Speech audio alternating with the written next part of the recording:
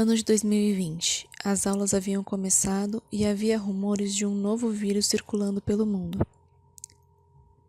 No dia 11 de março, a OMS declarou um estado de pandemias pelo vírus SARS-CoV-2 devido ao espalhamento e gravidade dos casos. Em resposta ao ocorrido, o governo do município de São Paulo estabeleceu medidas emergenciais através do Decreto número 59.293, de 16 de março de 2020, e dentre elas houve a paralisação das atividades escolares presenciais. Muitas perguntas surgiram.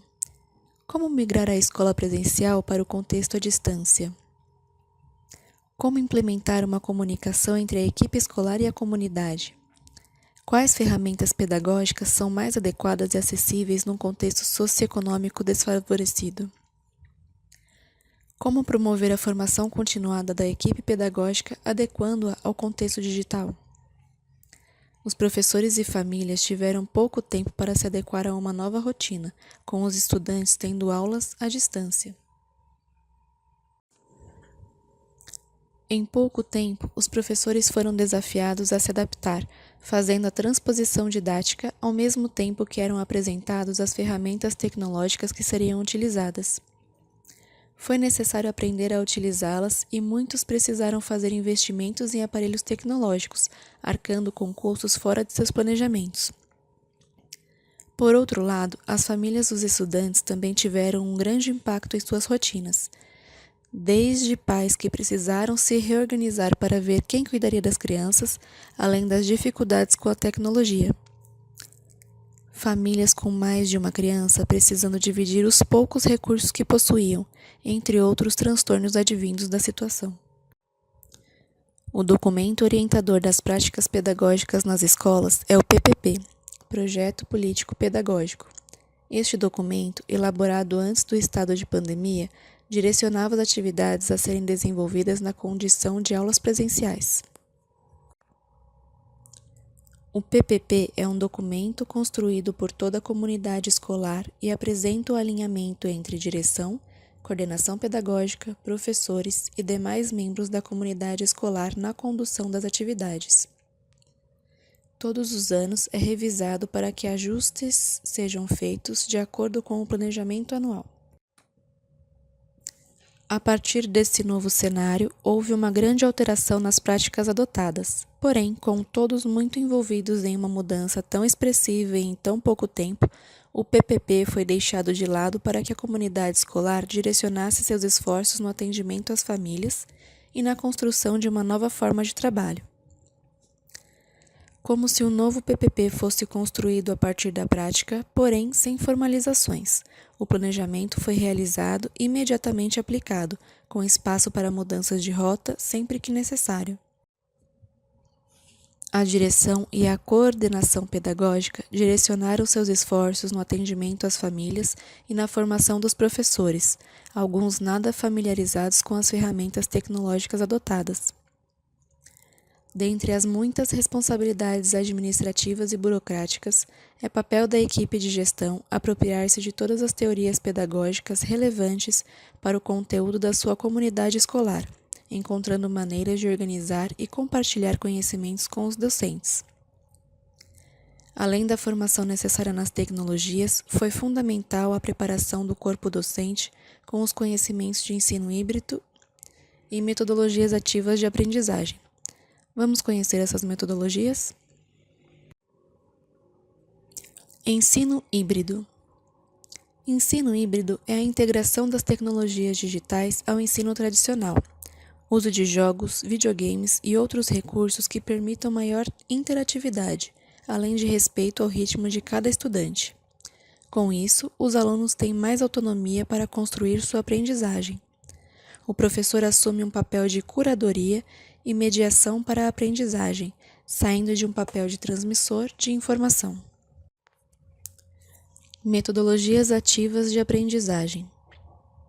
As metodologias ativas de aprendizagem possuem como principal característica expor os alunos a experiências que os façam construtores do próprio conhecimento. integra o ensino híbrido, estabelecimento de relações dialéticas e outras possibilidades de atividades que colocam o estudante como protagonista de seu próprio processo educativo. Mas como foi inserido tudo isso em uma escola em tão pouco tempo? Primeiro, foi necessária uma adaptação aos processos de comunicação interna. Muitos comunicados da gestão escolar eram realizados a partir de comunicados impressos afixados nos murais, segundo o público ao qual se dirigia.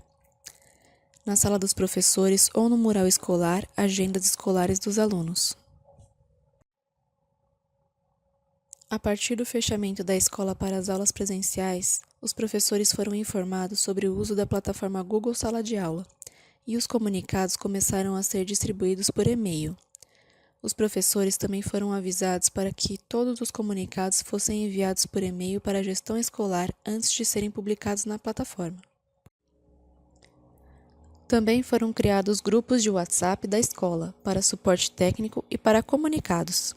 Estes grupos foram um centro de apoio mútuo e aprendizado para a equipe docente. As professoras da educação digital foram responsáveis por dar aos docentes informações e ferramentas para que pudessem auxiliá-los na transposição das aulas e no uso de aparelhos tecnológicos. Discutiu-se muito os efeitos do ensino remoto ou à distância estabelecido de maneira emergencial, a formação para a compreensão do momento, a apropriação de novas ferramentas e estabelecimento de novas rotinas feitos de maneira acelerada. A Secretaria Municipal da Educação enviou cartas aos professores e alunos. Houve um extenso trabalho para a criação dos e-mails institucionais, salas de aula e cadastro das turmas, até que as aulas pudessem ser iniciadas em 16 de abril, um mês após a paralisação das atividades presenciais.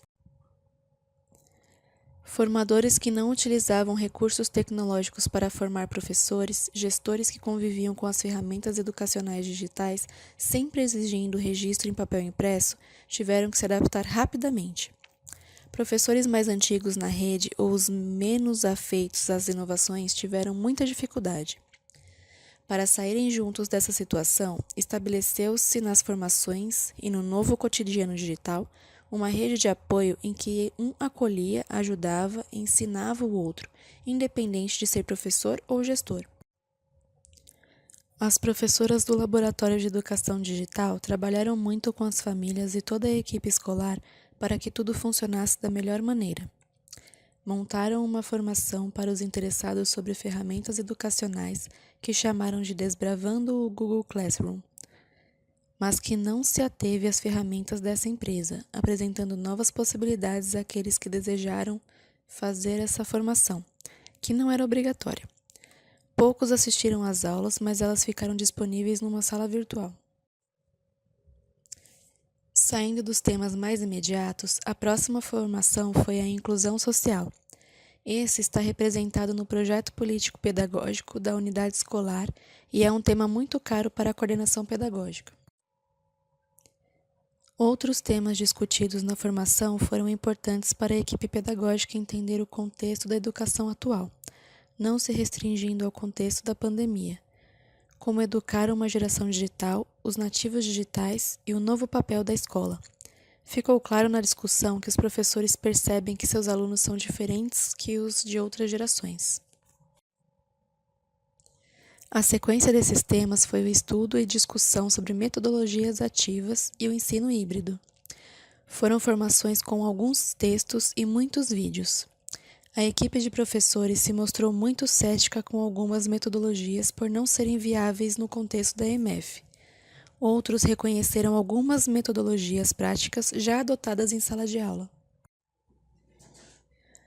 Todas essas mudanças indicam a necessidade de alteração do PPP da escola, incluindo não apenas o ensino híbrido, mas também as metodologias ativas de aprendizagem, adaptando-se à realidade da escola, não apenas em situações de pandemia.